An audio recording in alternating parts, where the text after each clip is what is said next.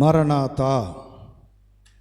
ప్రియులారా, రక్షణ మహాసంకల్పం 31వ భాగమును జరిగించుకుందాం.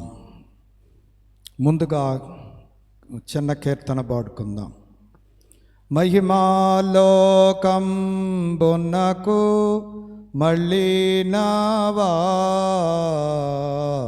మహిలో నన్ను బేటి ప్రభు, ఇహమందో పరవాసి నయ్యంటే కడామోగా విహరించోచోదోన విహితోలవరనాశ్రమలే. మహిమాలోకంబునకు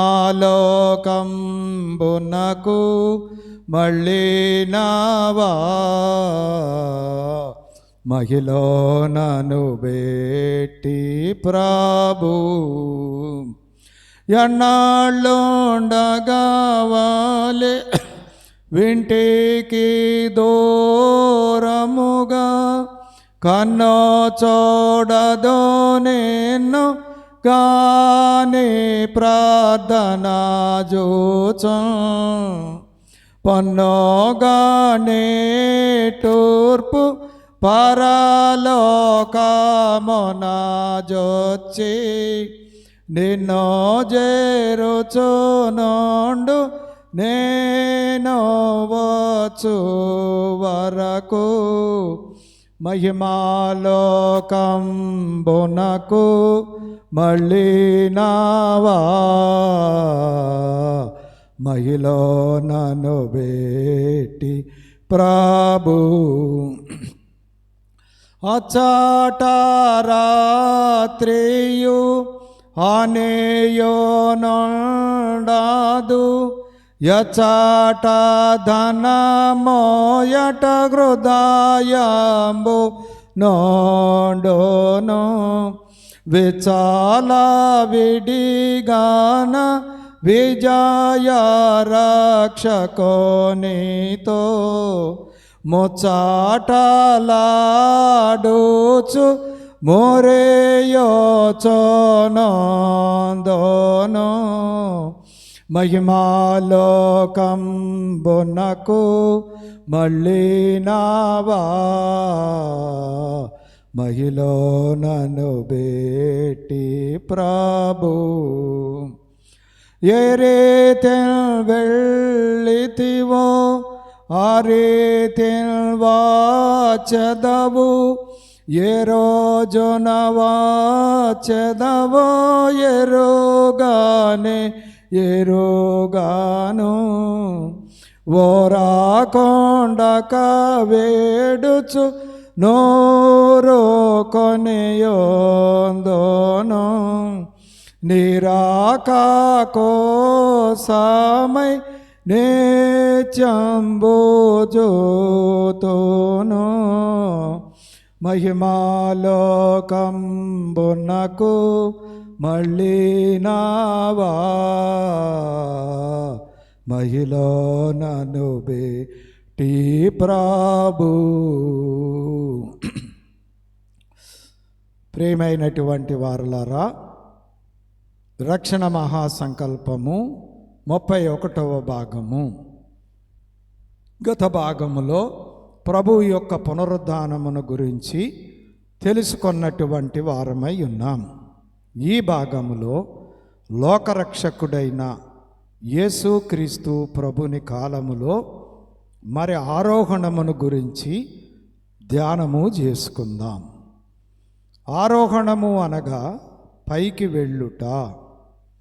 మానవుల రక్షణార్థమై దేవలోకము నుండి భూలోకమునకు దిగివచ్చిన ప్రభువు మరలా దేవలోకమునకు వెళ్ళుటయే ఆరోహణము.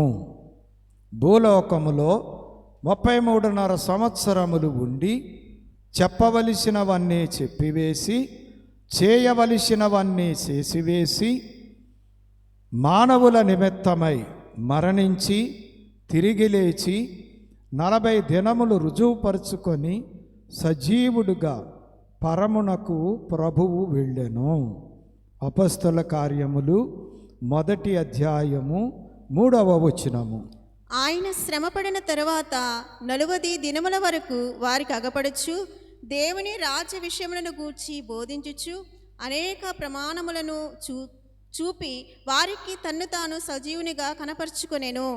ఆయన ఆరోహణమగుటకు ముందే మరలా వచ్చి నేనుండు స్థలములో మీరును ఉండులాగున మరలా వచ్చి నా యొద్ద నుండుటకు మిమ్మల్ని తీసుకొని పోవుదును అని చెప్పాను. యోహాను సువార్త 14వ అధ్యాయం 3వ వచనం. నేను వెళ్ళి మీకు స్థలము సిద్ధపరిచిన ఎడల నేనుండు స్థలములో మీరును ఉండులాగున మరలా వచ్చి నా యొద్ద నుండుటకు మిమ్మును తీసుకొని పోవుదును. మరియు నేను వెళ్ళి మీతో నుండుటకు ఆత్మను పంపుదునని చెప్పాను. యోహాను సువార్త 16వ అధ్యాయం 7వ వచనం. అయితే నేను మీతో సత్యము చెప్పుచున్నాను, నేను వెళ్ళిపోవటం వలన మీకు ప్రయోజనకరము. నేను వెళ్ళనీడల ఆదరణకర్త మీ యొద్దకు రాడు, నేను వెళ్ళినీడల ఆయనను మీ యొద్దకు పంపుదును. మరియు ఆత్మను పొందు వరకు యెరూషలేములో కనిపెట్టుకొని ఉండుమని చెప్పాను. లూకాసు వార్త 24వ అధ్యాయం 49వ వచనం. ఇదిగో ఈ సంగతులకు మీరే సాక్షులు. ఇదిగో నా తండ్రి వాగ్దానం చేసినది మీ మీదికి పంపుచున్నాను. మీరు పైనుండి శక్తి పొందే వరకు పట్టణంలో నిలిచి ఉండుడని వారితో చెప్పాను. మరియు బేతనీ వరకు వారిని తీసుకొని పోయి చేతులెత్తి వారిని ఆశీర్వదించి ఆయన పరమునకు ఆరోహణుడు ఆయను. లూకాసు వార్త 24వ అధ్యాయం 50-51 వచనాలు. ఆయన బేతనియా వరకు వారిని తీసుకుని పోయి చేతులెత్తి వారిని ఆశీర్వదించెను. వారిని ఆశీర్వదించుచుండగా ఆయన వారిలో నుండి ప్రత్యేకింపబడి పరలోకమునకు ఆరోహణుడాయెను. వారు చూచుండగా ఒక మేఘము ఆయనను కొనిపోయెను.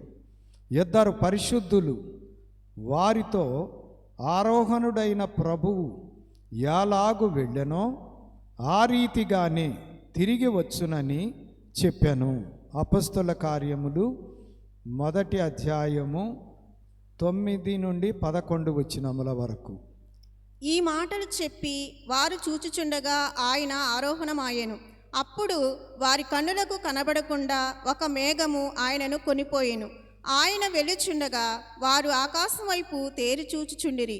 ఇదిగో తెల్లని వస్త్రములు ధరించుకున్న 2 మనుషులు వారి యొద్ద నిలిచిరి. గలిలయ మనుషులారా, మీరెందుకు నిలిచి ఆకాశం వైపు చూచున్నారు? మీ యొద్ద నుండి పరలోకమునకు చేర్చుకొనబడిన ఈ యేసే ఏ రీతిగా పరలోకమునకు వెళ్ళుట మీరు చూచితిరో ఆ రీతిగానే ఆయన తిరిగి వచ్చినని వారితో చెప్పిరి. ఈ రీతిగా ఆరోహణుడైన ప్రభువు పరలోకమున తండ్రి కుడిపార్శ్వమున ఆసీనుడై మానవులందరి కొరకు విజ్ఞాపన ప్రార్థనలు చేయుచుండెను.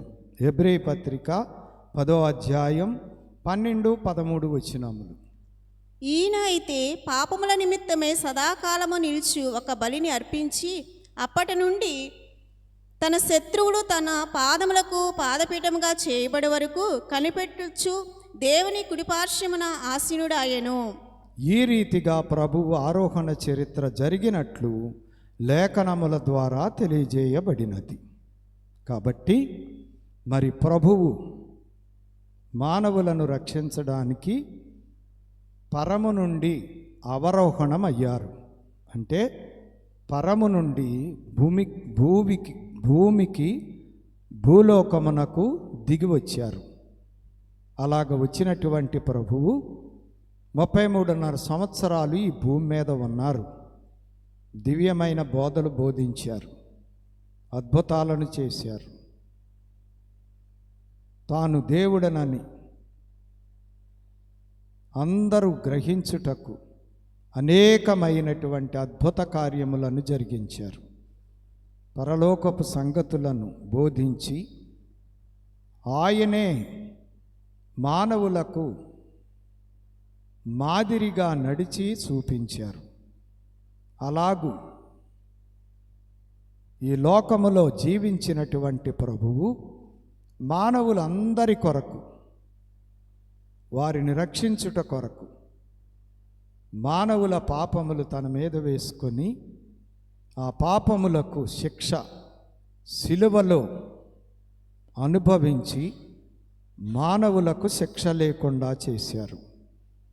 అలాగ మరణించినటువంటి ప్రభువును సమాధి చేయగా 3వ దినమున తిరిగి లేచారు.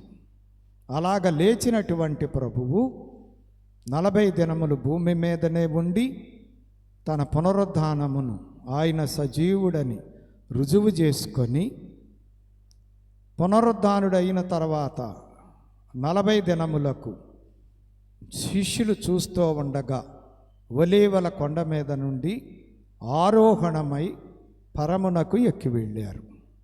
ఇది ప్రభుని యొక్క ఆరోహణ చరిత్ర. అలాగే వెళ్ళినటువంటి ప్రభువు తండ్రి కుడిపార్శ్వాన ఆసీనుడై మానవులందరి కొరకు విజ్ఞాపన ప్రార్థనలు చేస్తున్నారు. అలాగా వెళ్ళినటువంటి ప్రభువు మరలా వస్తానని, తీసుకొని వెళతానని, స్థలం సిద్ధపరచడానికి వెళుతున్నానని చెప్పారు. మీరందరూ కూడా యెరూషలేములో ఉండండి, ఏక మనస్సు కలిగి కనిపెట్టుకోండి, ఆదరణకర్త అనగా పరిశుద్ధాత్మను పంపిస్తానని ఆయన తెలియజేశారు. శిష్యులందరూ కూడా మరి కనిపెట్టుకున్నప్పుడు ఆదరణకర్త దిగి వచ్చారు. అది తరువాతి భాగంలో మనం చూస్తాం. కాబట్టి ప్రభువు ఈ లోకంలోనికి వచ్చి చేయవలసినదంతా పూర్తి చేసుకొని మరలా పరలోకానికి వెళ్ళిపోయారు. ఇది ఆరోహణము. బైబిల్ గ్రంథములో ఆరోహణమును గూర్చి 4 సందర్భాలు లేఖనములలో మనకు కనబడతాయి. మొదటిది పితామహుల కాలములో ఆనోకు యొక్క ఆరోహణము. ఆ ఆనోకు మరణము లేకుండా సజీవునిగానే దేవుని చేత పరలోకమునకు కొనిపోబడ్డాడు. ఆదికాండం 5వ అధ్యాయం 21 నుంచి 24 వచనాల వరకు. ఆనోకు 65 ఏండ్లు బ్రతికి మెతూషెలను కనెను. ఆనోకు మెతూషెలను కనిన తర్వాత 300 ఏండ్లు దేవునితో నడుచుచు కుమారులను కుమార్తెలను కనెను. ఆనోకు దినములనియు 365 ఏండ్లు. ఆనోకు దేవునితో నడిచిన తర్వాత దేవుడు అతన్ని తీసుకుని పోయెను గనుక అతడు లేకపోయెను. పితరుల కాలం అంటే మరి ఆది కాలములో ఈ సంఘటన జరిగినట్లుగా లేఖనములలో మనం చూస్తూ ఉన్నాం.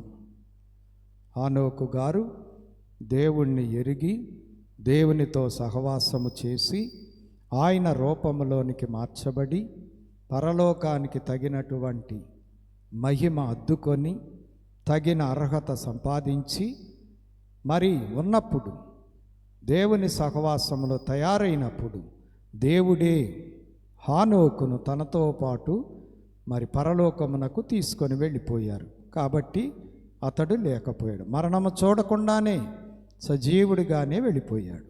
రెండవ సందర్భము ప్రవక్తల కాలములో ఏలియా మరణము లేకుండా సజీవునిగా అగ్ని రథము అగ్ని గుర్రాల మీద ఆరోహణమయ్యారు. రాజుల 2వ గ్రంథము 2వ అధ్యాయం 11వ వచనము. వారు ఇంకా వెళ్ళుచు మాట్లాడుచుండగా ఇదిగో అగ్ని రథమును అగ్ని గురములను కనబడి వీరిద్దరిని వేరు చేసెను. అప్పుడు ఏలియా సుడిగాలి చేత ఆకాశమునకు ఆరోహణమాయెను.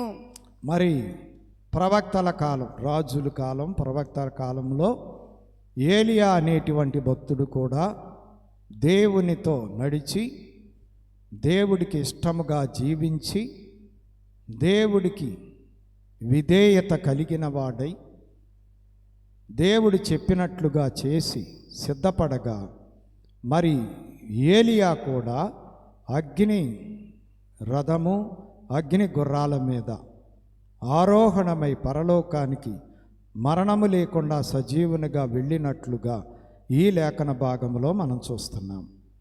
ఇక 3వ సందర్భం మనం ఇంతకుముందే ధ్యానించినట్లు క్రీస్తు ప్రభుని కాలములో యేసుక్రీస్తు ప్రభువారే మరణించి తిరిగి లేచి ఆరోహణమై పరమునకు వెళ్ళారు. లోకాసు వార్త 24:51. వారిని ఆశీర్వదించుచుండగా ఆయన వారిలో నుండి ప్రత్యేకింపబడి పరలోకమునకు ఆరోహణుడాయెను. ఆయన పనంతా పూర్తి చేసుకొని పరలోకమునకు ఆరోహణమై వెళ్ళిపోయారు. ప్రభు తండ్రి కుడి పార్శ్వాన కూర్చున్నారు. 4వ సందర్భం, ఈ 3 కూడా జరిగిపోయినవి. ఇప్పుడు మనం చూసే 4వ సందర్భం ఇంకా జరగలేదు.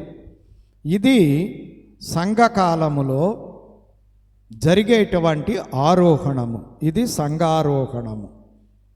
మరి ఆరోహణుడైన క్రీస్తు ప్రభువు మరలా తీసుకొని వెళ్ళటానికి వస్తానని తెలియజేశారు.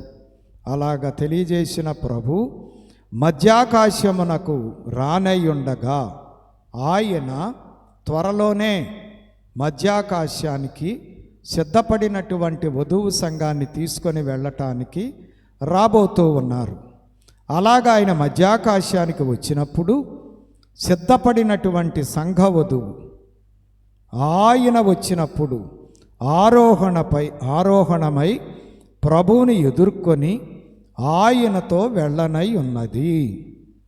అలాగే సిద్ధపడినటువంటి సంఘం అనగా ప్రభువుని ఎరిగి రక్షణ పొంది ప్రభువు చెప్పినట్లుగా జీవించినటువంటి వారు, పరలోకానికి తగిన విధముగా సిద్ధపడిన వారు, ఆత్మచేత సిద్ధపరచబడిన వారు ప్రభువు మధ్యాకాశానికి వచ్చినప్పుడు ఆయన్ని ఎదుర్కొనటానికి మేఘముల మీద వెళ్ళి ప్రభువుతో కూడా మరి పరలోకానికి ఎక్కి వెళతారు. సదాకాలం ప్రభుతోనే ఉంటారు. తెసలోనికైలకు రాసిన మొదటి పత్రిక 4:16-17 ఆర్భాటముతోనూ ప్రధాన దూత శబ్దముతోనూ దేవుని బోరతోనూ పరలోకము నుండి ప్రభువు దిగివచ్చును. క్రీస్తునందుండి మృతులైన వారు మొదట లేతురు. ఆ మీదట సజీవులమై నిలిచిండు మనము వారితో కూడా ఏకముగా ప్రభువును ఎదుర్కొనుటకు ఆకాశ మండలమునకు మేఘముల మీద కొనుపోబడదుము. కాగా మనము సదాకాలము ప్రభుతో కూడా ఉందుము. కాబట్టి ఇది 4వ సందర్భం. సంఘారోహణం అనగా ప్రభువు రక్తము చేత విమోచింపబడి సంఘములో సిద్ధపడి ప్రభువు కొరకు ఎదురు చూసేటువంటి వారిని తీసుకొని వెళ్ళటానికి ప్రభు మధ్యాకాశానికి వస్తారు. అప్పుడు సిద్ధపడిన సంఘం మేఘముల మీద మధ్యాకాశానికి కొనిపోబడి ఆయనతో పరలోకానికి వెళ్ళిపోతారు, విందులోనికి వెళతారు. ప్రభువుతో ఇక సదాకాలము ఉంటారు. ఇక ఎప్పటికీ ఆయన నుండి వేరవ్వరు. కాబట్టి 3 ఆరోహణాలు జరిగిపోయినవి. ఈ 4వ సంఘారోహణము జరగనై ఉన్నది. అది ఎప్పుడైనా జరగవచ్చు. ఈ దినమైనా జరగవచ్చు, లేకపోతే రేపైనా జరగవచ్చు, లేదా కొన్ని దినాల తర్వాత అయినా జరగవచ్చు. ఎప్పుడు జరుగునో తెలియదు. కానీ ఆయన రావటం మాత్రం ఖాయం. అలాగే సిద్ధపడిన వారు ఆరోహణమై వెళ్ళుట కూడా ఖాయమే. కాబట్టి నేడు ప్రభువును ఎరిగి రక్షణ పొంది పరలోకము కొరకు సిద్ధపడి ఎదురు చూస్తూ ఉన్నవారు ప్రభు ఎప్పుడు మధ్యాకాశానికి వస్తారా అని ఎదురు చూస్తూ ఉన్నారు. ఆ కాలములో మనమున్నాం. కాబట్టి ప్రతి ఒక్కరూ ప్రభువుని తెలుసుకొని సిద్ధపడవలసిన వారమై ఉన్నాం. అలాగ సిద్ధపడినప్పుడు ఆయన వచ్చినప్పుడు మరి ఆరోహణములో మనం కూడా పాలివారం అవుతాం. ప్రభువుతో సదాకాలము ఉండటానికి వెళ్ళిపోతాం. ఇది ధన్యకరమైనటువంటి స్థితి. ఆ తరువాత ఇక ప్రభువుతో పాటుగా సదాకాలం ఆయనతోనే ఉండిపోతాం. ఎంత గొప్ప ధన్యత! కాబట్టి మరి బైబిల్లో ఈ 4 ఆరోహణములు చెప్పబడ్డాయి. 3 ఆరోహణాలు ఇప్పటికే జరిగాయి. ఈ సంఘారోహణము జరగనై ఉన్నది. కాబట్టి ఆ సంఘారోహణములో పాలు పంపులు కలిగినటువంటి వారు ధన్యులు. వారు నరకమును తప్పించుకొని అగ్నిగుండం, పాతాళములో ఉన్న అగ్నిగుండమును తప్పించుకొని శ్రేష్టమైన పంటగా, మొదటి పంటగా, నూరంతల పంటగా, పెండ్లి కుమార్తె సంఘముగా పరలోకానికి వెళ్ళి ప్రభువుతో కూర్చొని ఉన్నారు. గొర్రెపిల్ల వివాహ మహోత్సవములో గొర్రెపిల్ల భార్యగా ఉండబోతూ ఉన్నారు. కాబట్టి ఆరోహణము మనలను ప్రభువు దగ్గరకు తీసుకొని వెళ్ళి ఆయనతో జతపరిచేదై ఉన్నది కనుక ఈ సంఘారోహణము కొరకు ఎదురు చూసి మనం కూడా ఆ సంఘారోహణములో ప్రభువుని ఎదుర్కొని ఆయనతో జతపరిచే భాగ్యం ప్రభువు దయచేయునుగాక. ఆమేన్. మరణాతా.